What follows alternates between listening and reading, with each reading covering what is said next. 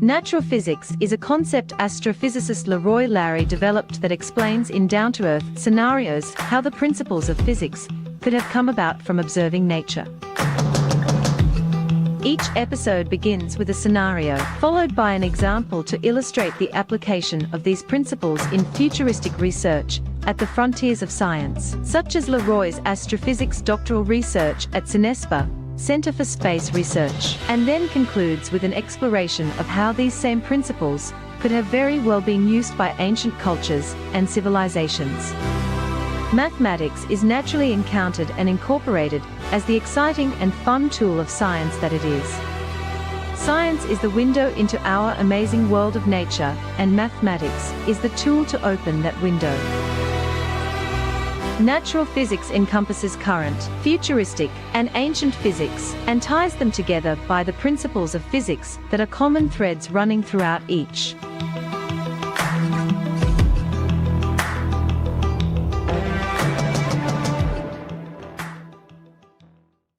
Greetings, I'm Leroy Larry and welcome to Natural Physics, live from Costa Rica. I hope everyone had a happy and safe Halloween, All Hallows Eve. And as I stated, as not with the other events such as the summer and winter solstice and the spring and fall equinox, which are tied to the movements of the earth with respect to the sun, All Hallows Eve comes at the end of October. And I just wonder, where does that correlate in nature as do the other four events that I just mentioned? Very interesting. Very interesting. Okay. As previously announced, we have been invited to the inauguration of the Boruca Indigenous Community Museum, located in the village of the Boruca. And I showed pictures that the director of the museum sent, those beautiful pictures of the museum and how it's been renovated. I found out from the director last week that there will be an internet connection at the museum on December the 15th, the inauguration. Now, if you recall, we would not have been able to broadcast live from those two spheres oriented east and west at Farm 6 because there was no internet connection out there. But here, we will have the opportunity to broadcast our show on December the 15th live.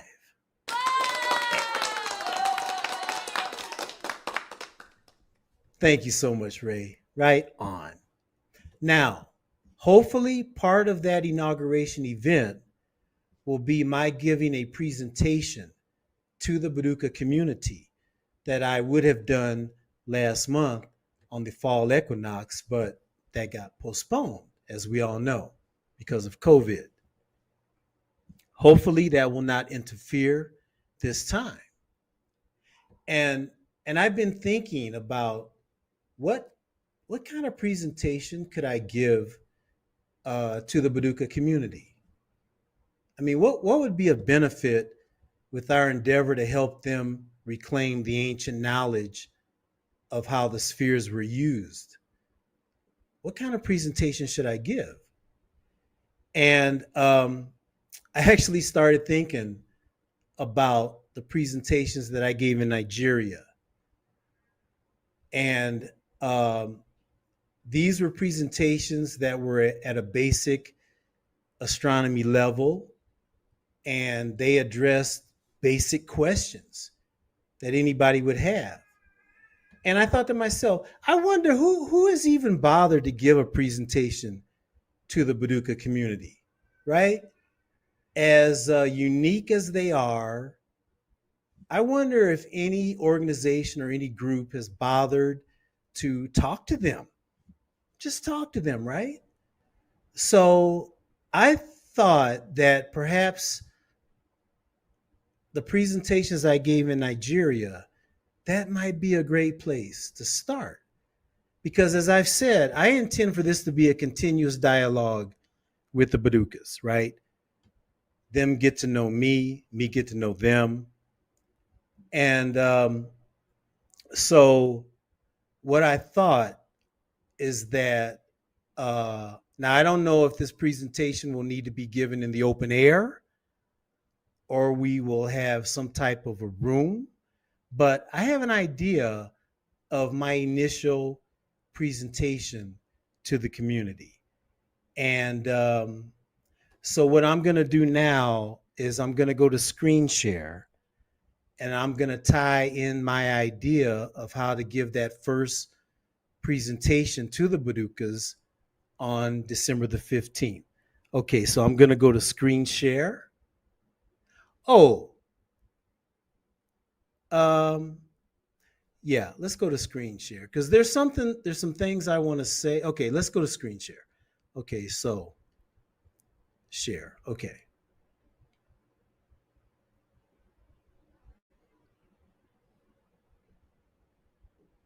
Okay.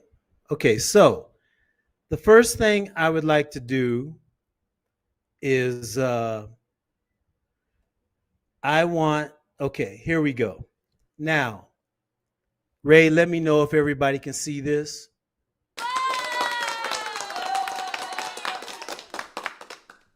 Thank you. Thank you. That's such an awesome way to find out if everything is cool. Applause. Such positive, joyful energy. Okay. Now, when I was a professor at the University of Costa Rica teaching physics in English for the first time, actually, in the history of the university, there was a conference here. It was the United Nations Costa Rica workshop on human space technology. And I was lucky enough to get to go to it. I mean, I was right here, right? I was here in Costa Rica teaching at the university. Didn't involve any kind of a buying my plane ticket or accommodations or anything. So I had the opportunity to attend. And it was my first time hearing about the United Nations Office for Outer Space Affairs, UNOSA. I had no idea that the United Nations was at all involved with outer space. But yeah, I go to this conference, this workshop, and I listen to these talks, and they were very interesting from the different areas of human space technology involving going to outer space. And as I listened to these talks, I noticed that one of the themes that ran through a lot of the conference was outreach, how to communicate to not only developing countries, but developed countries about the benefits that the spinoffs from human space science and technology can bring to countries all around the earth. They were trying to find a way to communicate that to the different countries. And I thought to myself, hey, I've always done outreach, right? Maybe the way I do outreach could be of benefit. Okay. Oh, I started getting really jazzed. And at this conference, I met a woman from Nigeria. Okay. Her name is Amawumi Alabi, Dr. Awamumi Alabi. And at that time, she was the chief scientific officer, the head of the Space Education Outreach Program for the African Regional Center for Space Science and Technology Education in English, which is affiliated with the United Nations, okay? I mean, head outreach educator for Nigeria. And I told her about my idea of natural physics, of how I communicate physics to people, young and old, no matter the background. And she thought it was an interesting approach, and she wound up inviting me to Nigeria because she was going to have this workshop for teachers, for primary and secondary teachers in Nigeria. And she invited me, not right there at the conference, but we kept in contact. And I'd say about a month later, she invited me. Okay. So this is the flyer for that workshop. And I'm going to hide this so you can see the date of this. Yeah, this was back in 2016 because that conference here in Costa Rica, that was March of 2016. And so I get invited to go to Africa, right? I mean, I think I've touched upon this in season 1, but here I'm going to go into a little bit more detail. Ray, I'm going to apologize ahead for going over, and let me try to get to the video as quick as possible. So she invites me to come to Nigeria, and I am to be the invited guest speaker and professional trainer for the National Workshop on Astronomy for Teachers, which was designed to promote the teaching of science, technology, engineering, and mathematics, or STEM, by introducing astronomy in a simplified and readily comprehensible format to primary and secondary school teachers in Nigeria. Okay? So, my task given to me by the organizers of the workshop was to come up with presentations that would answer the 5 basic questions of: where is outer space? How do we view outer space from the Earth? How do we get to outer space? Once we get there, what's in outer space? And when we're there, how much do we find that the environment of outer space differs than the environment here on Earth? So that was my task.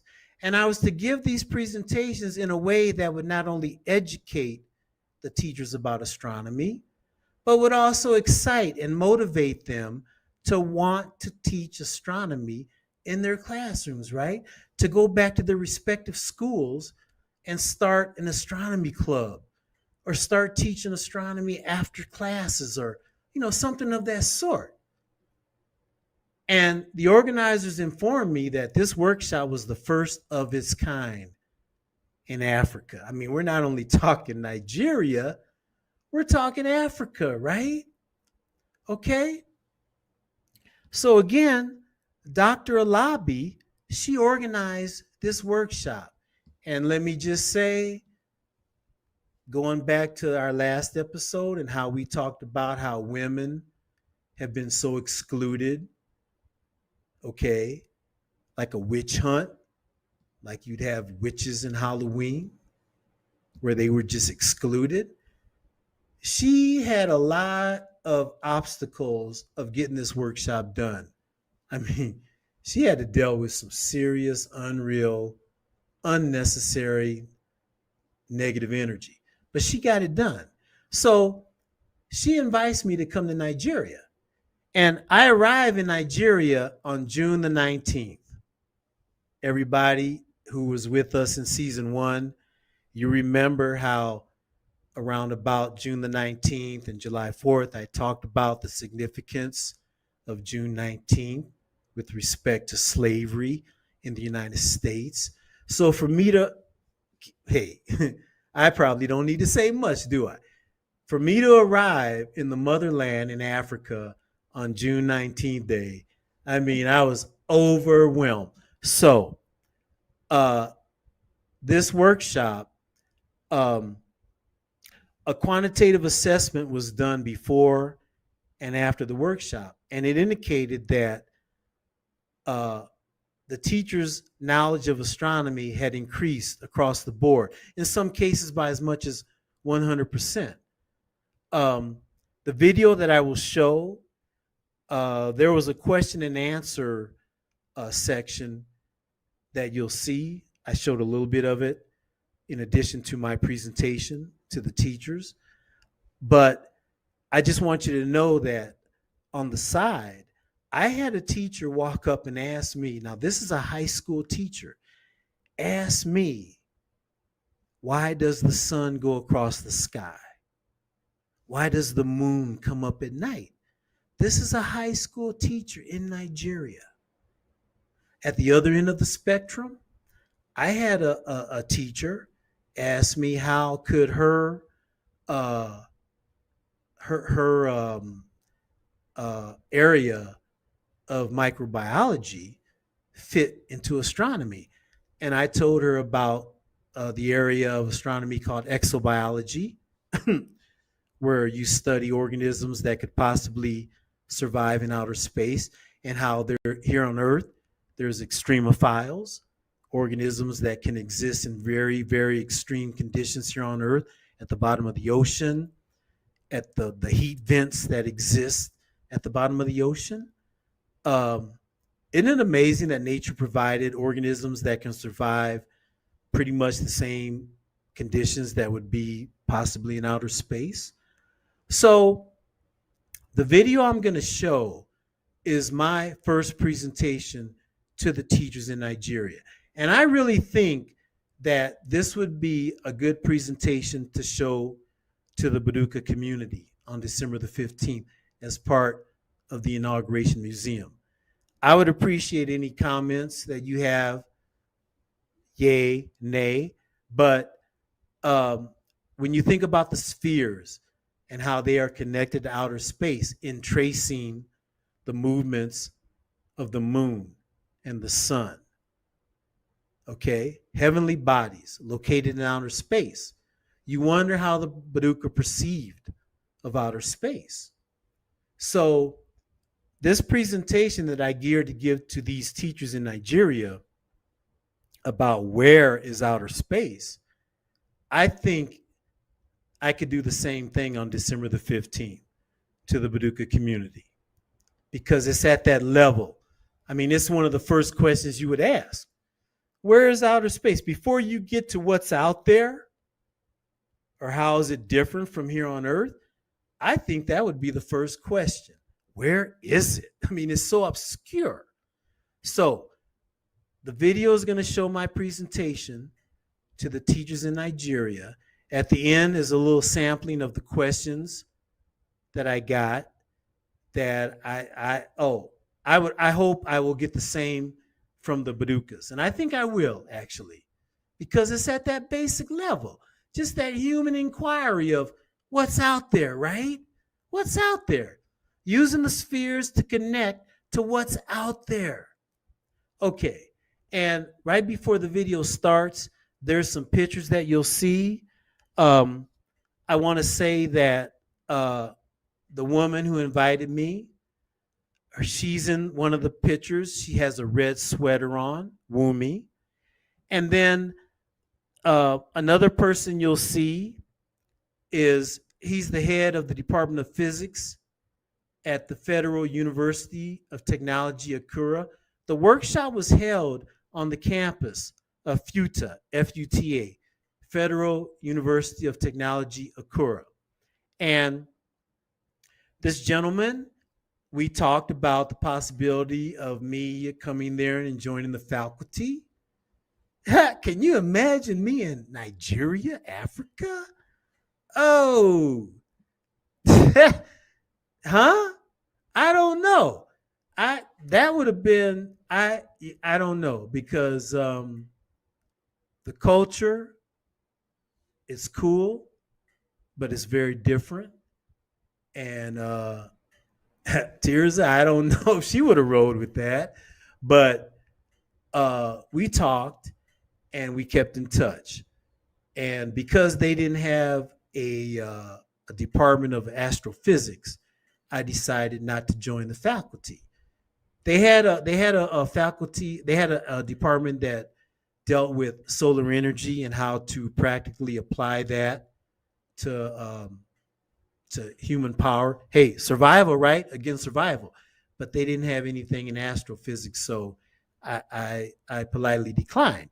And his name is Kunle Adalji. Okay, you'll see him. Okay, So I think we're about ready for the video. Oh, one thing I wanted to say is that I was told afterwards that I was playing to a rough crowd, meaning that they had been known to boo presenters off the stage. I'm sure glad I didn't know that beforehand, but that's what I was told. And I got to tell you, you'll see at the beginning of the video that it just occurred to me to find out how would I say good at, and this is something that I would apply to the Boruca community. Okay, I found out how to say good afternoon in the dialects of Nigeria, which at that time, 3 main dialects. So I wrote down on a piece of paper how to say good afternoon in all 3 dialects. And I think that's how I won them over from the jump. You know, it was a lesson to me. Just doing something human, right? Wanting to say hello, but wanting to say it in the language of where you're at. Showing that courtesy and respect to do that, right? It's just a natural thing like natural physics. Okay, so I think we can get to the video now. Let me make sure. Oh, one other person that you're going to see in the video, his name is Professor Joseph Akinyede, and he's the director. This is the invitation letter that I received to invite me to Nigeria, right?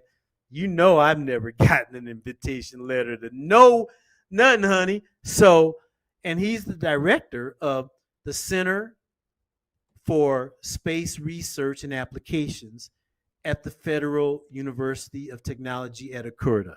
Okay, you will see him introduce me in the video. And you know what, Ray? I know we're going over. I'm so sorry, but I got to do this. Okay, I'm going to go back to this. Everybody, I want you to know that before I went to Nigeria, the only experiences I had with that country, first time was in high school. My biology teacher. Remember I said how way back in a galaxy, a long, long time ago in a galaxy far, far away, in my high school, sophomore year, your second year of high school was when you got biology, and then you got chemistry the next year. And then my high school offered physics. Luckily for me, offered physics my senior year.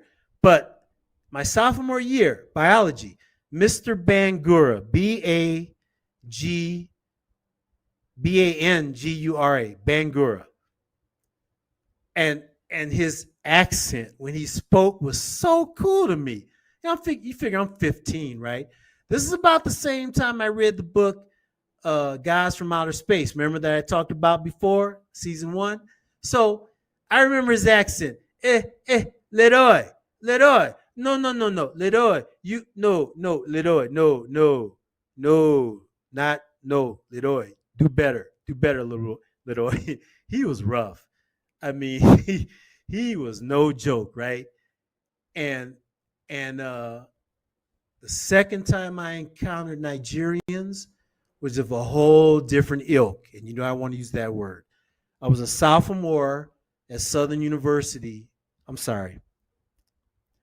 I was a senior at Southern University in Baton Rouge, Louisiana, historically black university. And I had majored in physics, and you have to take so much math when you major in physics that you may as well minor in math.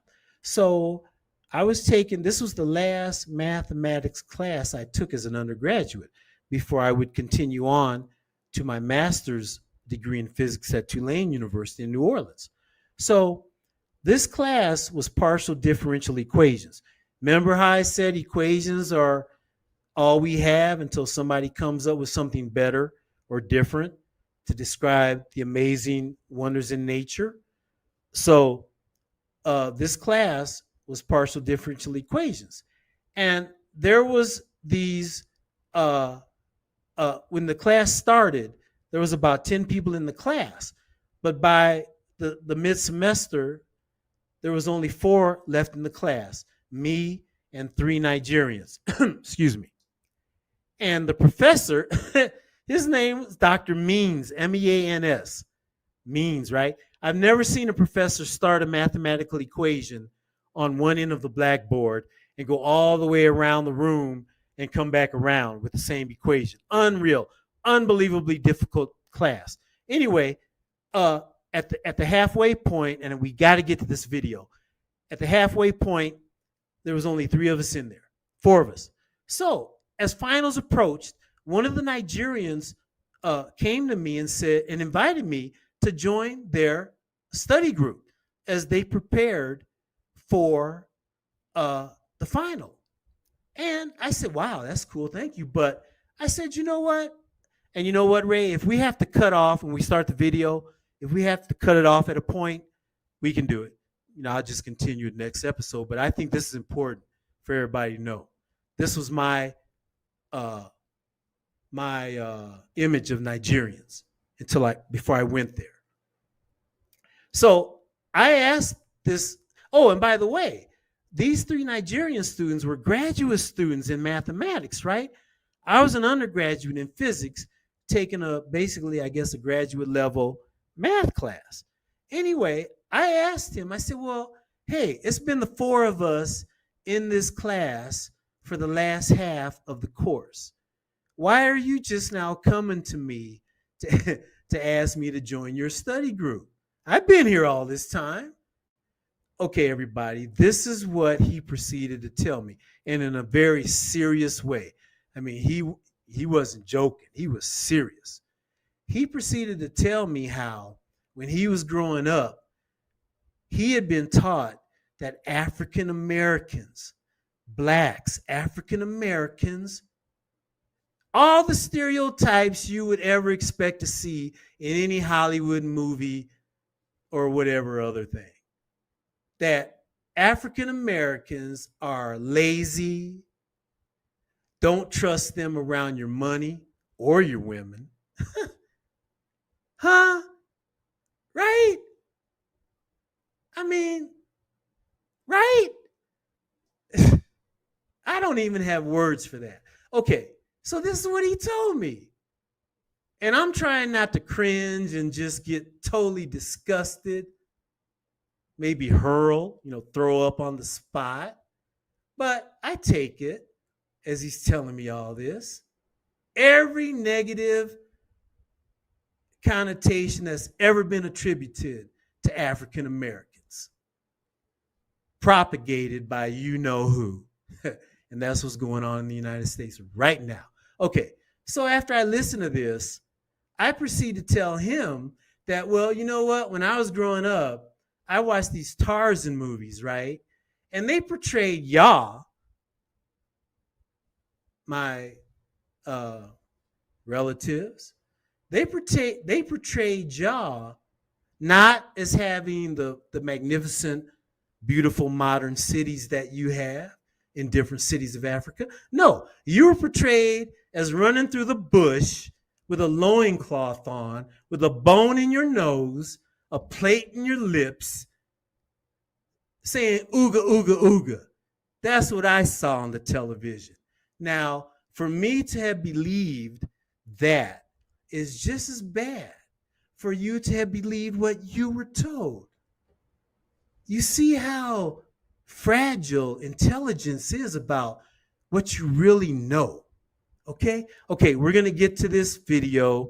We're going to go over, but everybody, I apologize, but I want to give this introduction to this video. It kind of tells you where I was as I gave this talk to these teachers, the thoughts that had went through my mind, right, as a distant cousin to my relatives, who by virtue of their ancestors being snatched up from their lives and dropped down in a foreign country, we're related.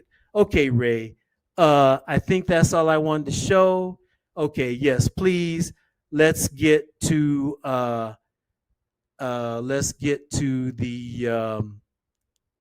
let me find you again, Ray. Where are you at, Ray? Okay, I think I need to go down here. Oh, one thing I want to show, I'm glad. The presentation that I give to the teachers, this is it. Okay, and I just want to show you real quick that because this was a resource material for the teachers there, In every slide are my notes of what I said verbally during my presentation. Okay? So and again, all 5 presentations that I gave, and let me just show this. So basically what I did for the teachers, the first presentation was where is outer space? I just basically started from the surface of the earth and just went up. Just talked about the different levels before you get to outer space. Okay? Okay, and then I started talking about the solar system and just further out into outer space to try to give them an idea of where outer space is. And I don't think this would be a bad place to start with the Borucas, right? Let them see what current science thinks about outer space and go from there. Okay, so I'm going to close this and let's get the screen share. Okay, so I'm going to stop screen sharing, Ray, and if you could get to the video, that'd be great. Thank you.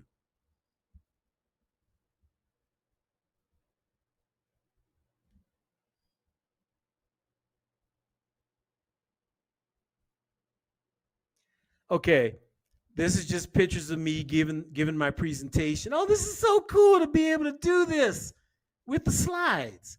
Okay, and okay, there's Wumi, the woman who invited me down to Nigeria.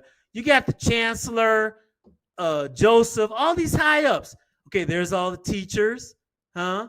Primary and secondary school teachers from all over the southern part of Nigeria, not the northern part.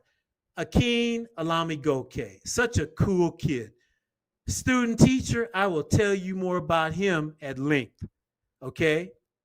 And this is the director of the Department of Physics, who I considered getting a job in the physics department. I'd be in Nigeria right now. Okay, here goes. Okay, here we go. Ina Ini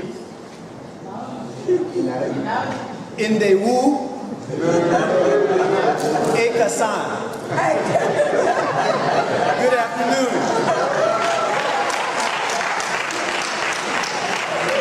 I got him at that point.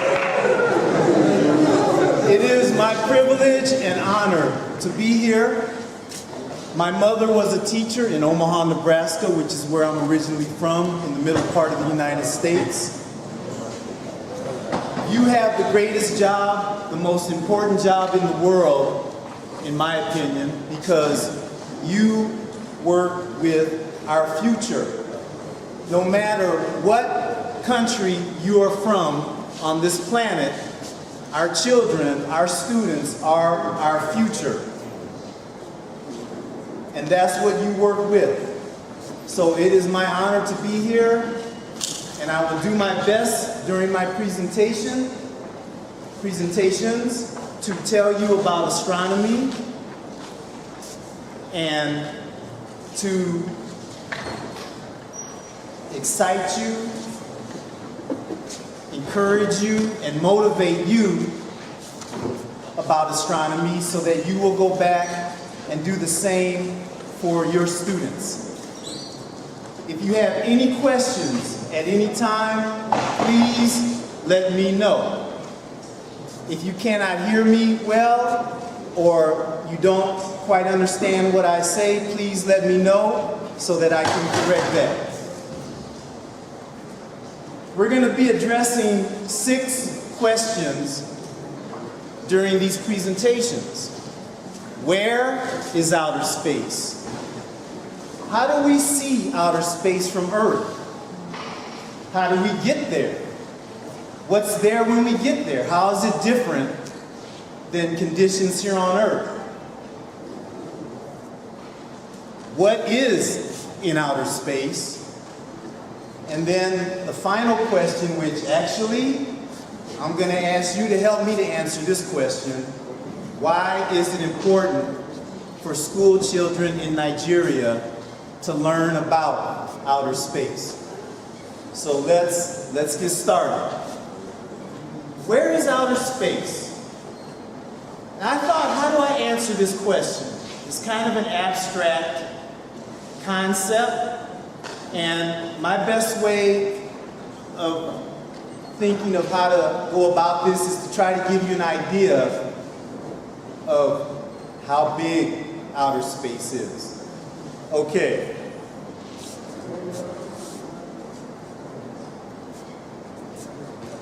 At 100 kilometers above the surface of the Earth, we officially enter the realm of outer space. 100 kilometers.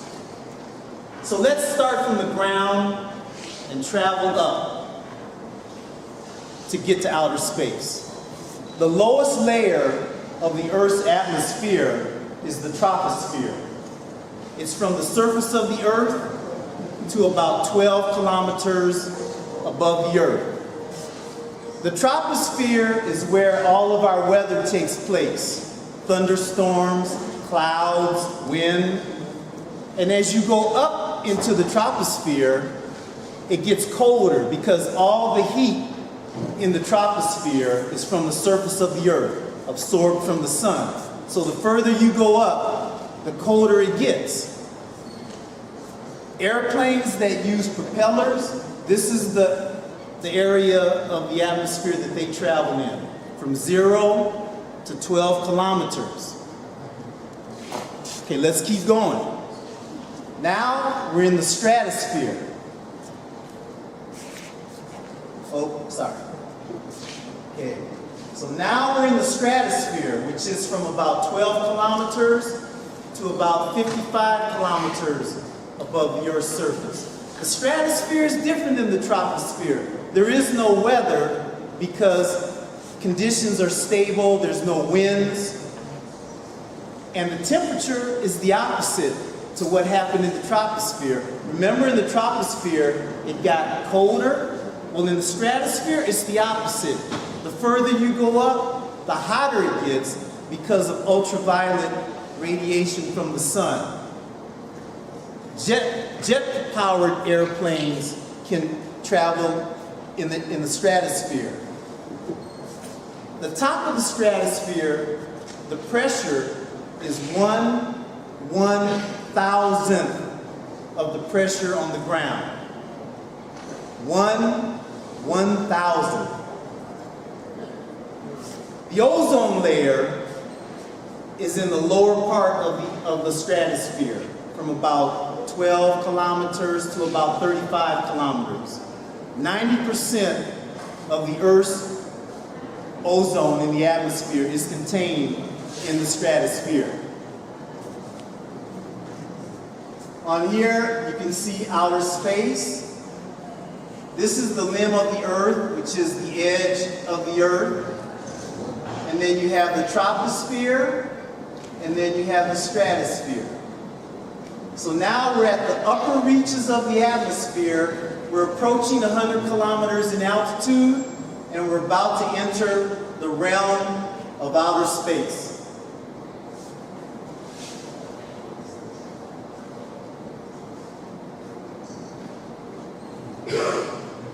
So as we travel out into space, we start approaching our nearest and dearest neighbor, the moon.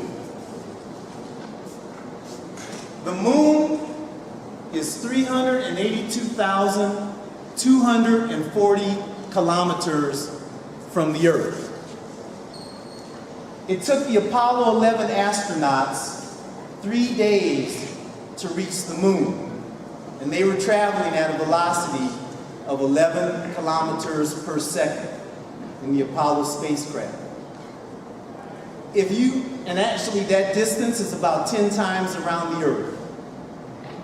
That going 10 times around the Earth is about the same distance as going from the Earth to the moon. If you were to drive your car or your motorcycle, and I would hope you would wear a helmet, because I have seen many people driving motorcycles here without helmets. If you were to do either, it would take you about 6 months to drive to the moon. And if you were to walk, it would take you about 9 years to walk to the moon.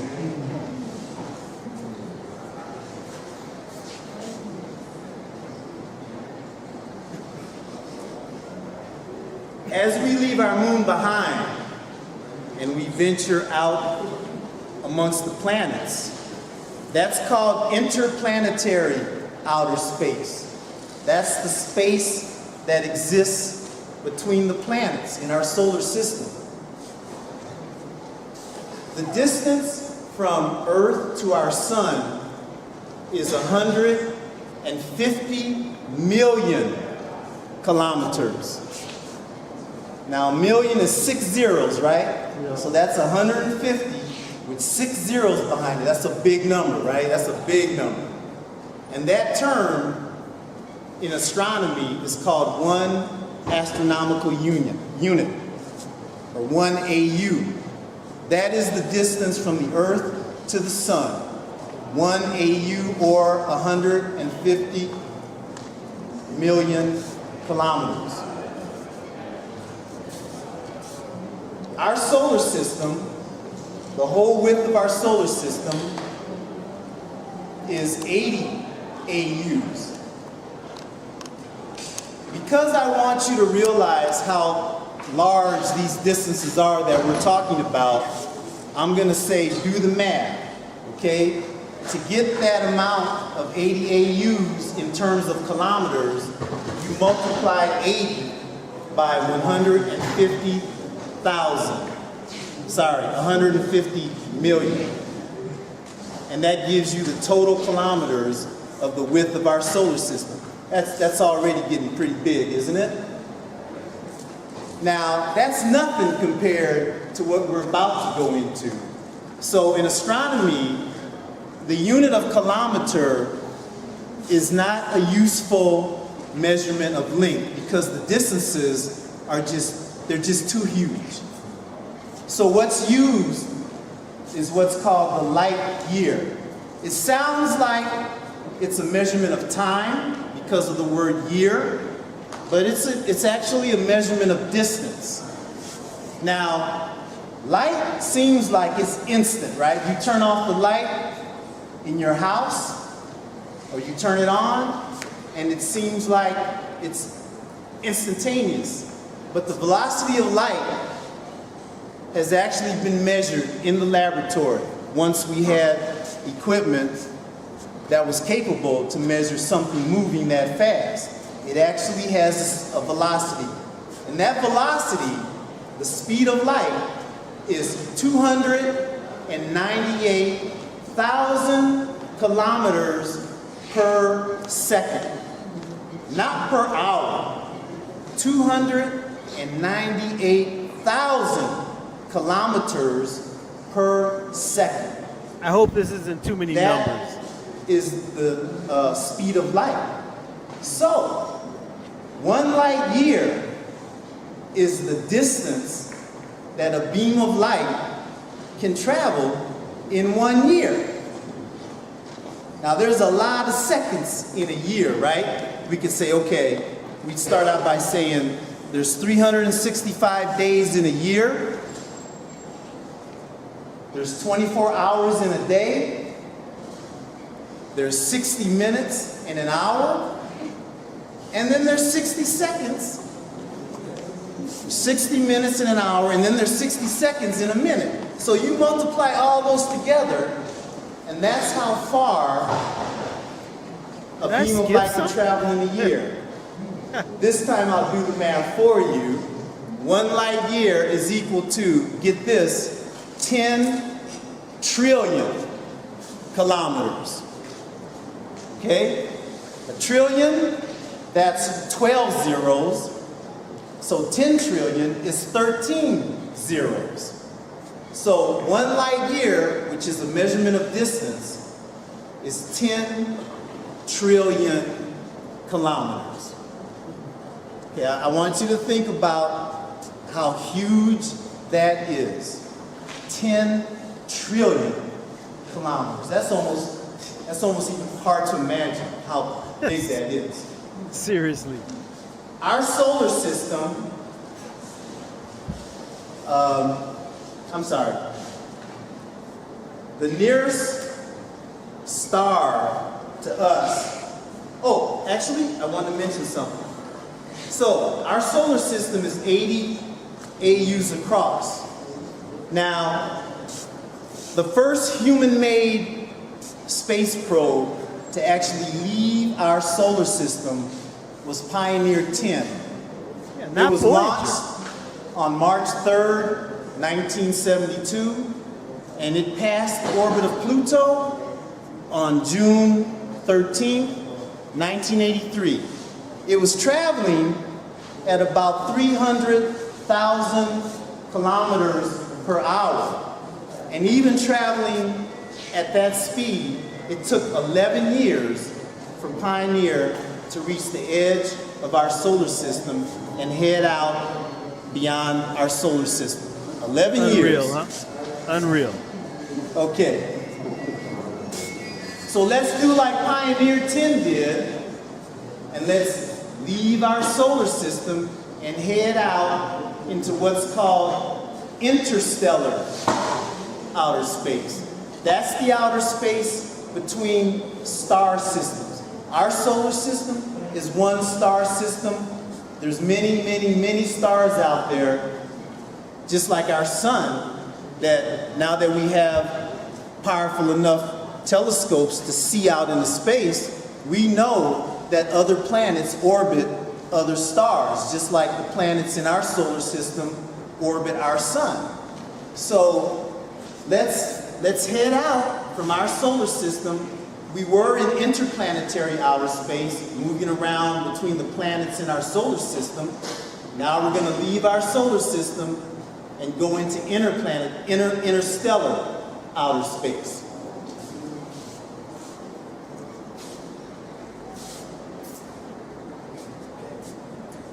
The nearest star to us is Alpha Centauri. Okay. Couldn't find it. It's on here, okay, it's on here.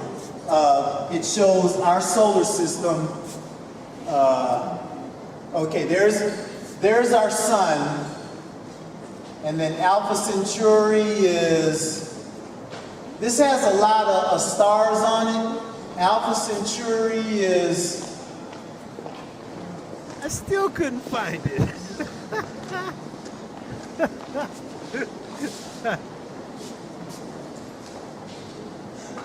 Excuse me.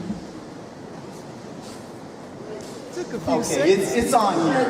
Let me get Yeah. to the main point. Right. Alpha Centauri, which is the closest star to us, is 4 light years away. So remember, a light year is 10 trillion kilometers. So Alpha Centauri, the nearest, the closest star to us, is 40 trillion kilometers away. 40 trillion kilometers. It takes a beam of light traveling at 298,000 kilometers per second, 4 years to reach us from Alpha Centauri. Please excuse me, I may forget things that I want to say, and I feel it's important enough to say, so I just want to go back. Nothing's changed, right? This diagram. It takes light from the sun. It takes sunlight 8 minutes and 20 seconds to reach us.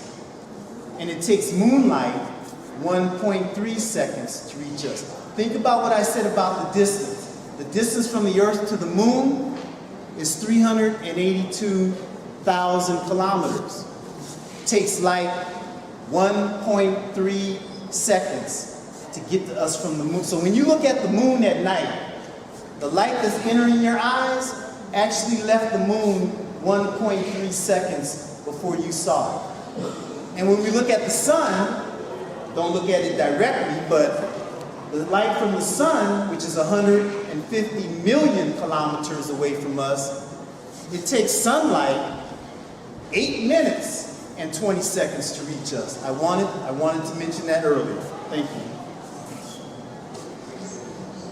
Okay, so back to Alpha Centauri, 4 light years away. It takes like 4 years to get to us. Okay, so now let's travel further out into space. You getting the idea of the enormous distances we're talking about? The distances that we deal with on everyday terms here on Earth, very, very minute compared to when you're talking about the distances in outer space.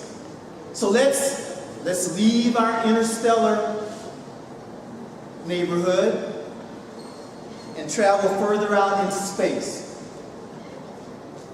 Now, we're going to travel throughout our Milky Way galaxy. Our solar system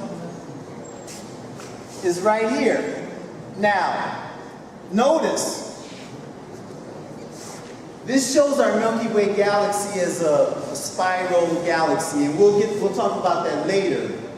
But think about it. Any picture, diagram you've ever seen of the Milky Way galaxy, it's not a photograph.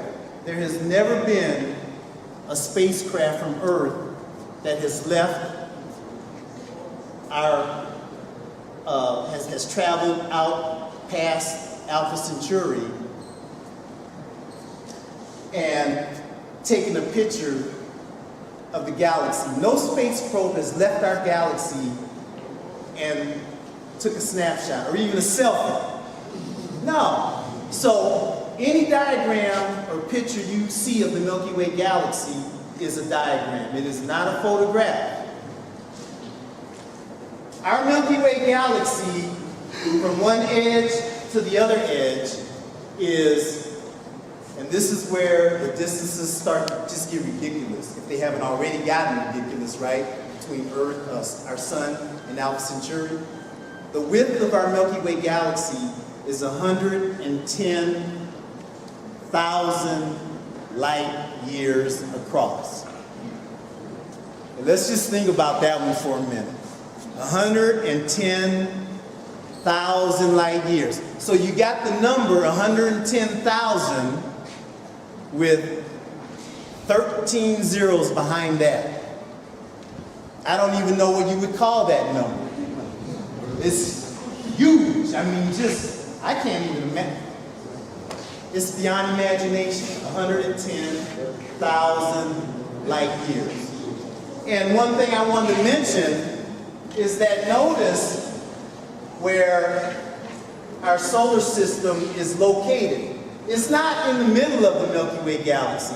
If you think of the Milky Way galaxy as a curve, we are not in the middle of town at all. We are way out in the sticks. We're not even on the main road, right? We're on a back road. We are not even close to being in the center of all the action. We're way out at the edge. So now, as we travel through our galaxy, which again is 110,000 light years across, we're in galactic outer space, which is the outer space that exists within our galaxy. Just like interplanetary outer space was the outer space between the planets in our solar system, and interstellar outer space is the outer space between the stars, between our sun and Alpha Centauri and the other stars.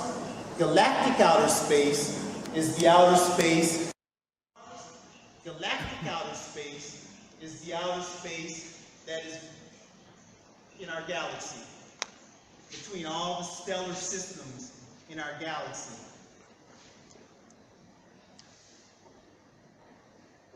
There are as many stellar systems in the Milky Way galaxy as there are stars in our galaxy, as there are planets around all the stars. It's just unimaginable, the distances and the amount of objects that are in outer space. We have misspoke on You that. know the word infinite. This isn't Intergalactic. infinite, but these are huge, huge, huge numbers. So now, let's go even further out into outer space, into the unimaginable outer space of intergalactic outer space, which is the space between galaxies, right? Okay, You see how it gets there we go. bigger and bigger Okay. and bigger. First, there was the outer space in our solar system. Then there's the outer space Interplanetary. between our solar system and the next star system and the other Interstellar. star systems. Interstellar. Then there's the outer space between those within the galaxy. Now we're talking about the outer space between galaxies. Okay. The nearest galaxy to our, okay, here's our Milky Way galaxy, and this is the Andromeda galaxy, which is the nearest galaxy to us. The distance between these two, 2.5 million light years, okay? So you got a million, which is 6 zeros, and then you add trillion to that, which is 12 zeros. So when I say 2.5 million light years, I'm talking about 2.5 with 18 zeros behind it, kilometers, in kilometers, okay? 18 zeros. I can't even think of what you would call that. That's just unreal, okay? So that's the nearest galaxy to us. Is everybody getting an idea of just how huge outer space is? Do you think we'll ever be able to travel such distances? No, not with our current mode of travel. No way. I mean, just to go from here to Alpha Centauri, which is 4 light years away, you would have to be able to live, I think maybe 1,000 years, something like that. So with our current mode of travel, it's no way. So, the Andromeda galaxy mode of travel, it's no way. So, the Andromeda galaxy and our Milky Way galaxy belong to what's called the local galactic group. So you have all these other galaxies, our Milky Way galaxy, the Andromeda galaxy, and other galaxies that are further away from us, and together, astronomers have grouped them into what's called the local galactic group. Okay, we're already unimaginably far out there. We're gonna keep going. Our local galactic group, the nearest, what's called a cluster, is the Virgo Cluster. So we have our local galactic group. Remember, our local galactic group was our Milky Way galaxy, the Andromeda galaxy, and other galaxies together in the local galactic group. Well, now as we keep going, we find out that there's other local groups. One is called, the closest one, okay, I keep saying the closest, is the Virgo Cluster. The distance from the Virgo Cluster to our local group is 54 million light years away. It just keeps getting more and more and more unimaginably ridiculous, doesn't it? 54 million light years away. 54 with 18 zeros behind it in terms of kilometers. And now, we're going to go one more step. So, we have the Virgo cluster is the closest cluster to us, to our local galactic group. These together with other clusters are called the Virgo supercluster. Okay?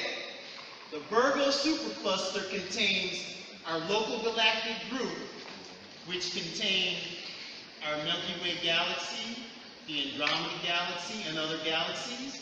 and then you have the Virgo Cluster, and together with our local group and other clusters of galaxies, they form the Virgo Supercluster.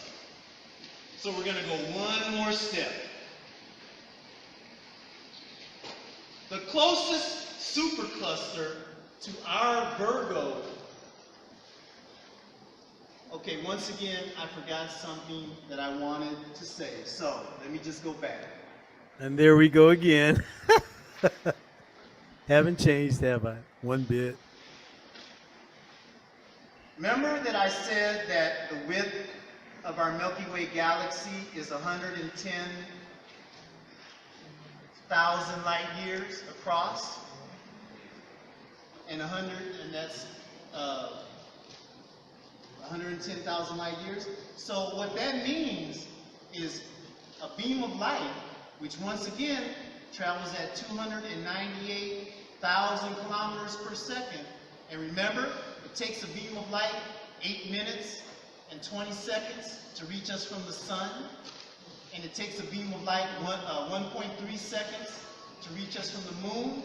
Well, to go from one edge of our galaxy to the other edge, it takes a beam of light because our Milky Way galaxy is 110,000 light years across.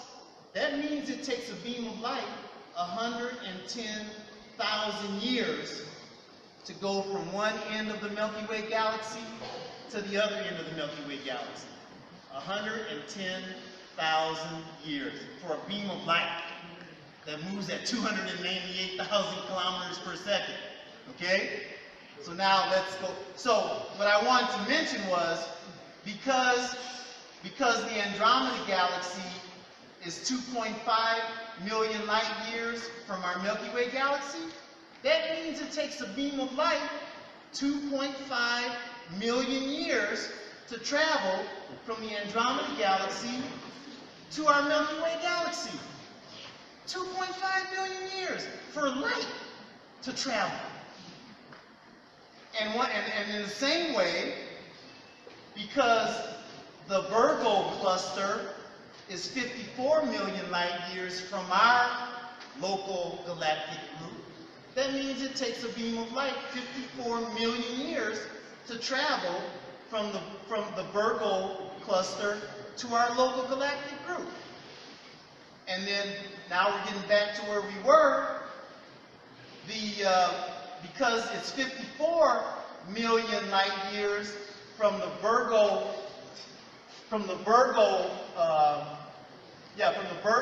cluster to our galaxy, or to our local galactic group. That means that it takes like 54 million years. 54 million years.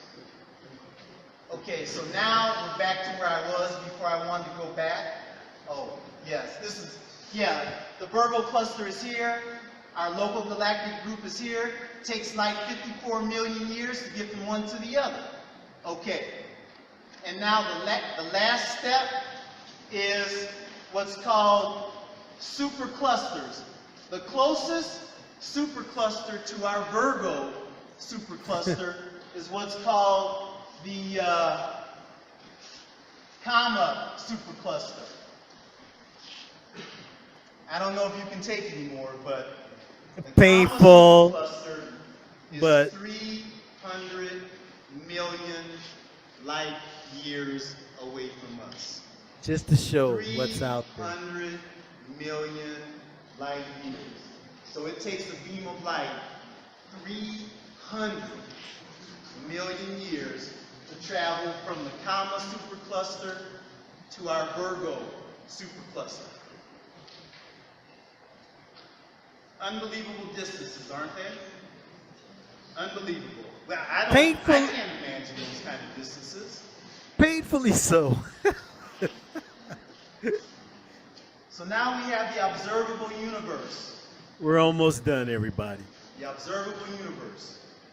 Now,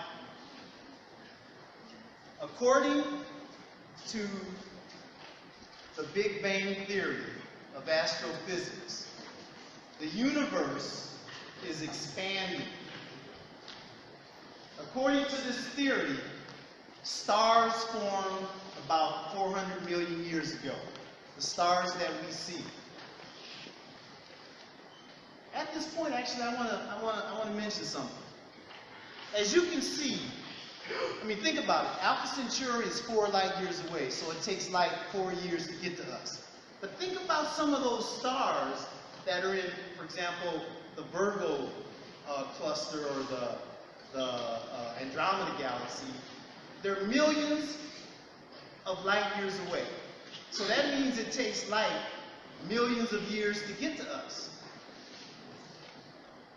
Some of those stars that we see at night, they are so far away from us, they're not there anymore.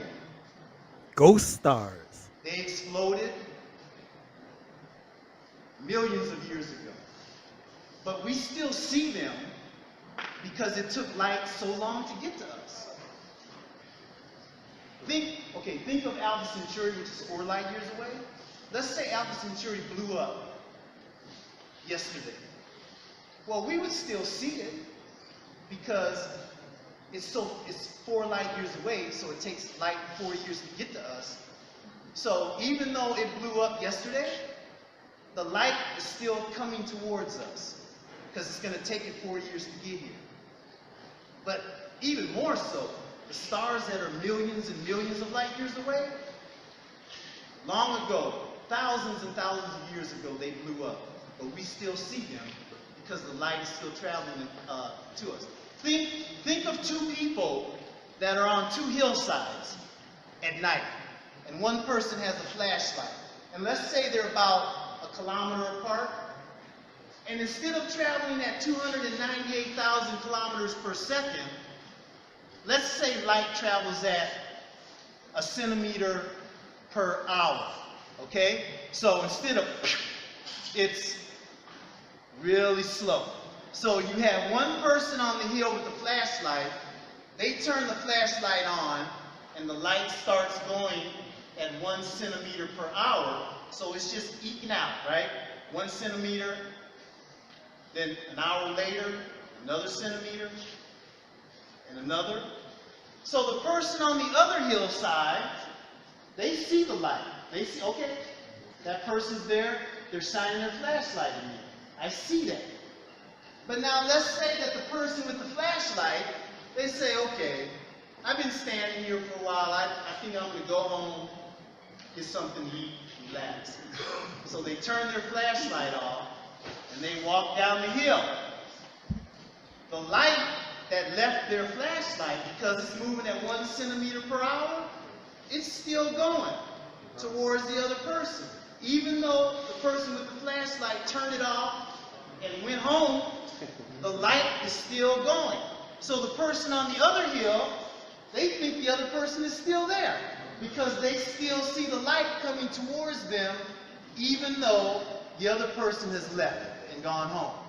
That's what I mean when I say some of those stars you see at night are not there anymore, because light doesn't travel at 1 centimeter per hour. It travels at 298,000 kilometers per second. But those stars are so far away, as you saw, that the light is just now getting to us, even though they may no longer be there. Okay, so back to this. According to the Big Bang Theory, stars formed about 400 million years ago. The universe is expanding at a velocity of 68 kilometers per second. And according to this theory, the age of the universe is 13.7 billion years old. Now, we began this presentation with the question, where is outer space? Just as an island is surrounded by the ocean, our Earth, our planet Earth, our home, this island Earth, is surrounded by the vast the unbelievably vast ocean of outer space. And I have a question that I'm going to leave you with. We began with a question. I'm going to finish up with a question. If, according to the Big Bang Theory, the universe is expanding, well, you know when you blow up a balloon, it expands, and it's expanding into the air, correct? We are blowing into it, and it's getting bigger, and it's expanding into the air. Okay, well, according to the Big Bang Theory, the universe is expanding. Well, if everything that we know exists, everything in creation is in the universe, then what is the universe expanding into? If everything that exists is supposed to be in the universe, and according to this theory, the universe is expanding, what is it expanding into? Okay, that was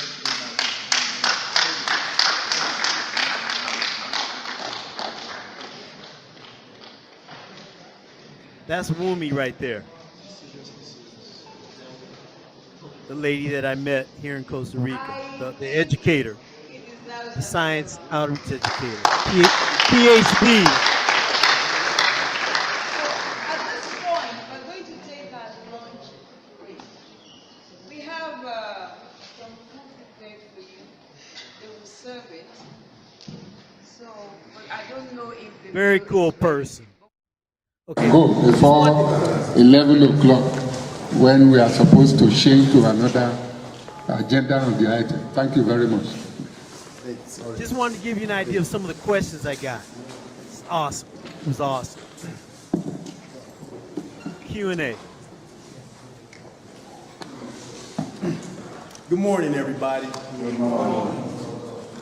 What I'm going to pass around for you to look at while I'm going through the questions, because many people ask about how could they get into NASA or start to find out about NASA.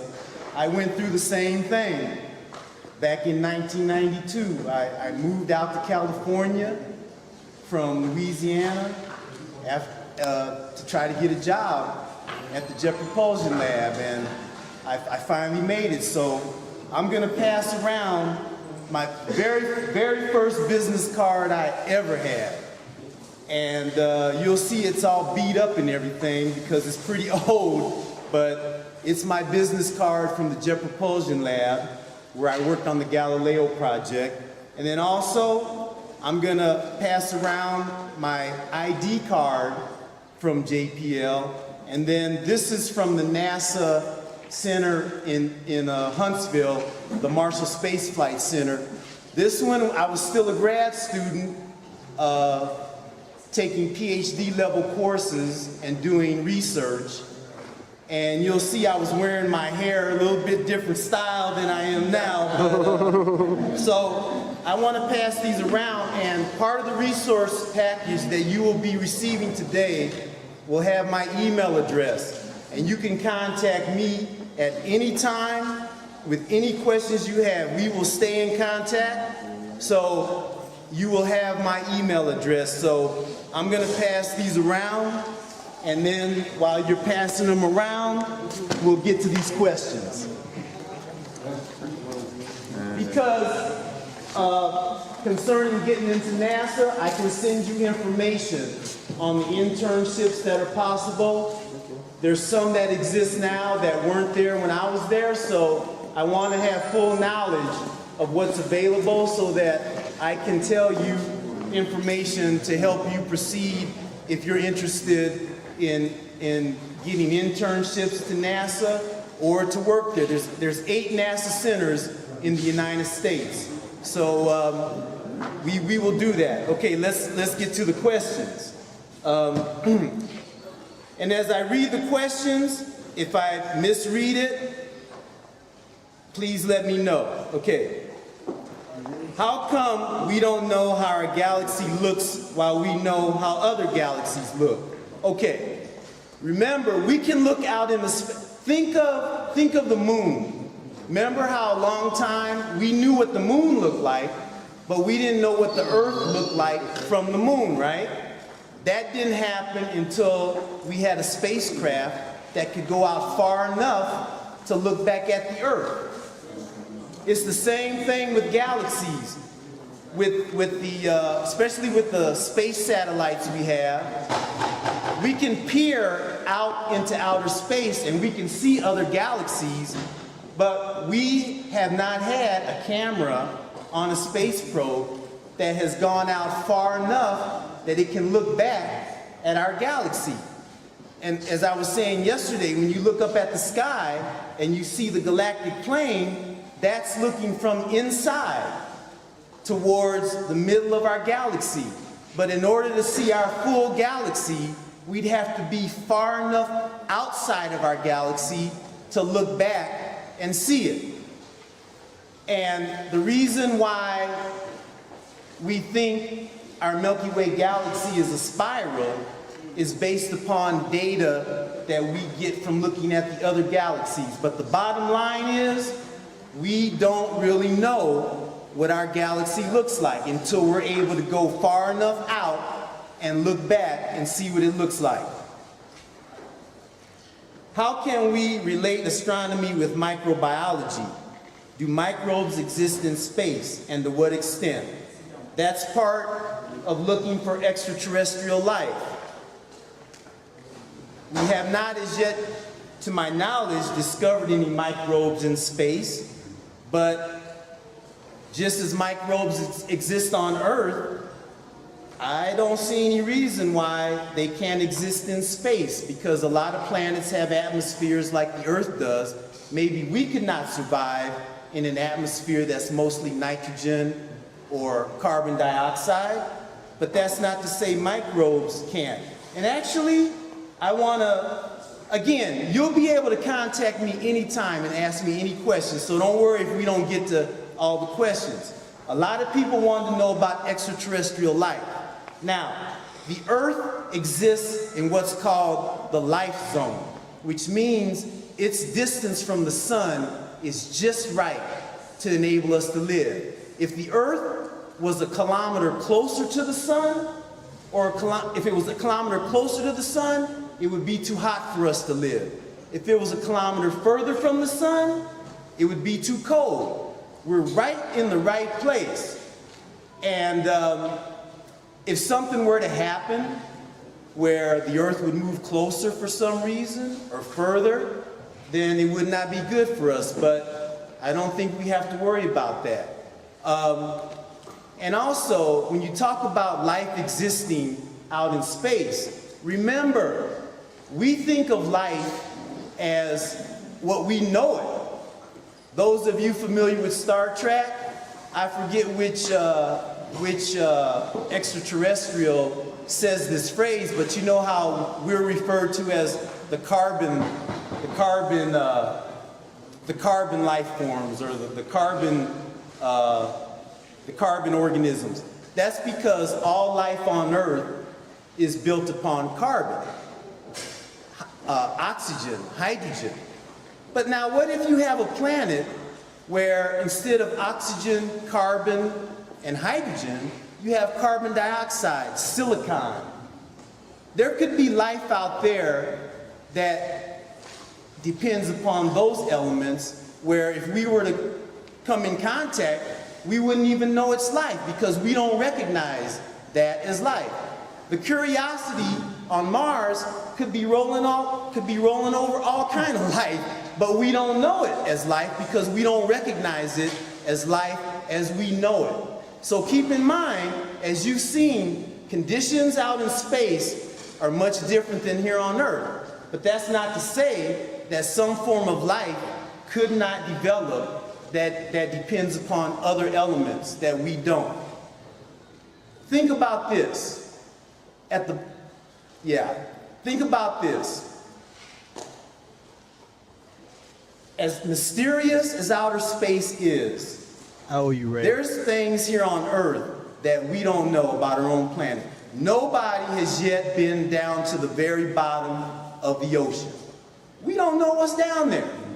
We have not had a deep sea probe that could go to the very bottom of the ocean, because once you get that far down, the pressures are so intense with all the water above that either the electrical circuitry gets shorted out, or the hull of the probe can't withstand the pressure and is crushed. We have not had a probe that has gone to the very bottom of the ocean. We don't know what's down there. And you know how every now and then a fish will come up from the lower depths and get captured? Does it not look like an alien life form? It has a thick skin that can withstand the immense pressures. Doesn't have eyes, because you don't need eyes when you live in an environment where it's perpetually dark. They look like alien life forms, but they're earth creatures just like we are. But they have developed in such a hostile environment as at the bottom of the sea that they look like they could be aliens, but they're earthlings just like we are. So, and another place in Earth that we don't know about is at the middle of our planet. We don't know what's at the core of the Earth, because the deepest we've been in the ground is maybe, 5 miles. I don't think much further than that. That's nowhere compared to how far it is to the center of the Earth. We think that there's a molten core of metal because the Earth has a magnetic field. A magnetic field is generated by an electrical current. So because the Earth has this magnetic field, we think that there must be molten metal at the core of the Earth, and because the Earth is spinning, this sets up an electrical current which generates the magnetic field around the Earth. But truth to tell, we don't know. We really do not know what's at the core of our Earth. So, as with space, there's a lot of mysteries out there that we don't know, and keep that in mind. So, when you're reading science books and you see the phrase that it's possible, or it is theorized, or it's hypothetically possible, that means that we really don't know. We really don't know. So again, you're training the students to find out, to one day find out, solve some of these mysteries that we still don't know about. Okay. Thank you, Ray. That is okay. Thank you. So yeah, I had awesome questions from the teachers, and I would hope that at the conclusion of such a presentation to the Boruca community, I would get the same type of questions. So I know I have overstepped our time limit, and so again, this gives you an idea of what my intentions are of the kind of presentation to give to the Boruca community, to give them an idea of where the current science is with respect to outer space. And like I said, there's four other presentations that I would like to give them after the 15th of December. Now, where is space would be on the 15th, and then somewhere down the line, how do we view outer space from the Earth, which would have a big connection with the spheres. The spheres were used to observe the moon and the sun, objects in outer space. And then the other presentations, how do we get to outer space, what's in outer space, how does the environment of outer space differ from ours? Those would be cool to do as well. But we will establish a dialogue with the community so that as we continue, we'll tell them about what we know, they'll tell us about what they know. Okie dokie, everybody. Have an awesome week. Tune in next week. Same fat time, same fat channel.